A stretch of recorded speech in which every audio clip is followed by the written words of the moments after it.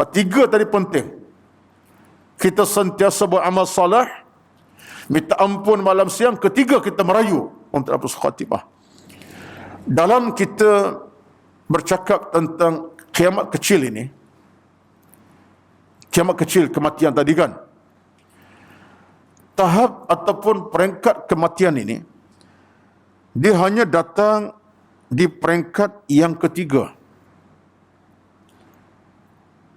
Ada 5 peringkat kita punya kehidupan di bumi. Dalam hidup ni kita ada 5 peringkat kehidupan. Kematian datang peringkat yang ketiga. Yang pertama disebut sebagai alam janin. Yang kedua disebutkan alam dunia. Yang ketiga alam barzakh, alam kematian. Ketiga. Yang keempat disebut sebagai alam mahsyar. Yang kelima alam akhirat.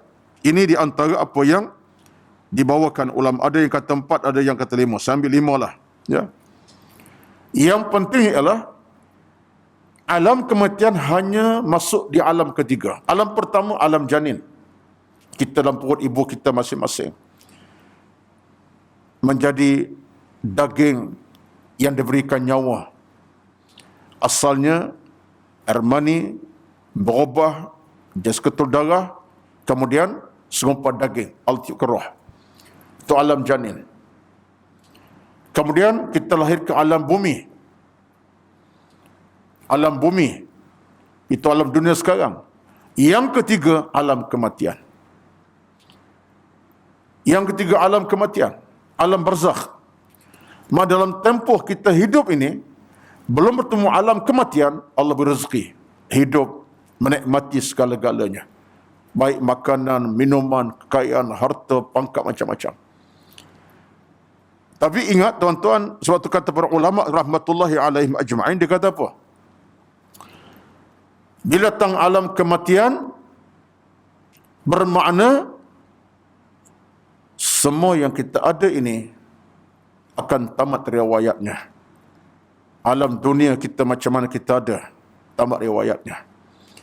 Dan sebab itulah kata para ulama, belum tiba alam kematian, belum tibanya alam dinamakan alam barzakh kita hadapi, tolong jaga 3 perkara yang penting. Supaya apa? Supaya kita dapat berdepan dengan alam kematian sebaik-baik cara, sebaik-baik keadaan. 3 perkara untuk hadapi alam kematian. Sebaik-baik keadaan sebelum kematian datang. 3 perkara. Yang pertama, apa dia? Yang pertama ialah kita hidup dengan amal soleh. Ini yang pertama, hidup dengan amal soleh. Bermaksud amal soleh adalah bekalan kita. Saya dah sebutkan tadi, saya ulang balik dah. Yang kedua, kita hidup dengan istighfar, taubat kepada Allah Azza wa Jalla.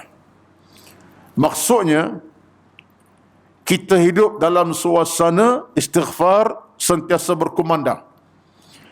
Taubat kita lakukan. Sebab kita bimbang, takut. Kalau tengah-tengah kita hidup ini kita ada dosa yang tak sempat kita mohon keampunan pada Allah Azza wa Jalla. Maka orang yang jaga hubungan dengan Allah, dia akan beristighfar, bertaubat sepanjang masa. Supaya apa? Kalau kematian datang, bila-bila masa, dia mati dalam keampunan Allah Azza wa Jalla. Dia mati sakit berat ke, mati tak sakit ke, setengah sihat ke, mati minta maaf lah sebut lemas di lautan ke, atau jalan raya ke. Ketika dia mati, dia keadaannya sudah beristighfar, bertaubat Allah Azza wa Jalla. Jadi yang kedua ini kena sentiasa lakukan istighfar, taubat kepada Allah Azza wa Jalla. Dan ulama kita sebut, itulah taubat istighfar pakaian orang beriman, libasul mu'min. Pakaian kita kena pakaikan hari-hari. Pakaian ni melekat di mana? Di badan, malam, siang, pagi, petang. Jadi itu yang ketiga. Yang keduanya adalah dengan kita beristighfar, bertaubat pada Allah Azza wa Jalla. Pertama, amal soleh. Yang kedua, beristighfar. Yang ketiga, untuk kita mendapat keselamatan sebelum datang kematian mengejut kepada Allah Azza wa Jalla, kita sentiasa berdoa kepada Allah Azza wa Jalla. Apa doanya? Doa untuk mati dalam husnul khatimah. Doa untuk mati dalam husnul khatimah. Mati dalam keadaan yang baik, penutup yang baik. Nabi bersabda, Nabi kata apa? Innamal a'malu bi khawatimiha. Sesungguhnya amalan penutup itulah yang paling utama. Amalan penutup, maknanya amalan kita terakhir pada dia. Penting supaya dapat husnul khatimah. Sempat buat kebaikan sebelum mati. Sempat dapat pahala belum meninggal.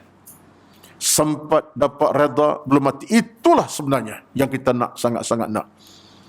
Itulah bila dengar kematian-kematian yang datang kepada setengah orang, saat dia mati itu di mana? Sedang solat, sedang baca Quran, tengah berjalan ke masjid, sedang ambil wuduk, sedang berzikir, tengah-tengah qiyam tahajud. Semua ini gambaran husnul khatimah lah tu. Bukan sebaliknya. Allah rezeki kepada kita sebab kita berniat macam tu. Saya baca semalam ada satu kematian kan. 2 hari lepas. Tuan Guru Fahmi Zamzam Al-Banjari. Kalau siapa yang banyak ikuti ceramah beliau, memang orang alim, sangat alim lah, daripada Banjar, Indonesia. Keluar daripada anak muridnya, bahkan anaknya Ali Fahmi, anaknya pernah, babanya, kalau dipanggil baba, ayahnya berdoa untuk meninggal dalam usia Nabi 63 tahun dan meninggal bulan Maulid Nabi. Almarhum pernah berdoa macam tu. Ada bukti anak murid dengar, anak pun dengar.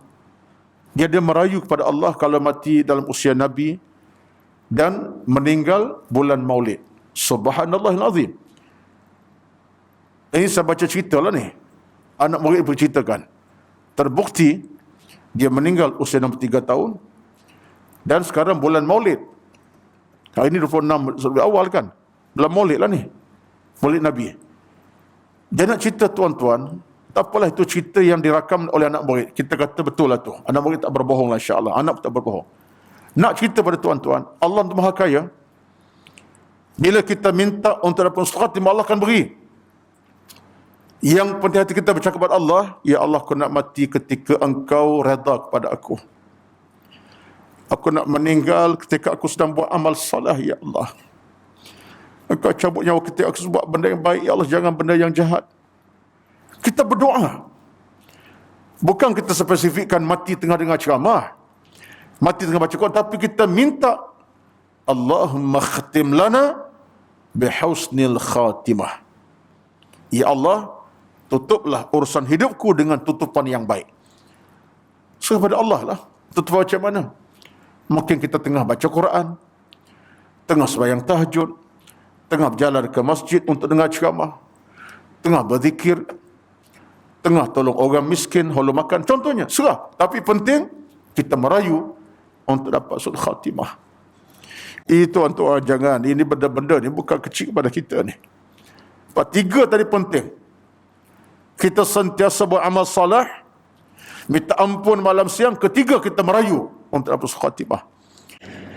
Kalau itu yang Allah beri kepada kita, maknanya kita dapat kiamat kecil kita, kiamat kecil dalam keadaan yang baik dan tenang, insya-Allah. Tidak mengecewakan kita, tidak menyusahkan kita. Itu harapan sebenarnya. Yang kita tidak nak sebaliknya.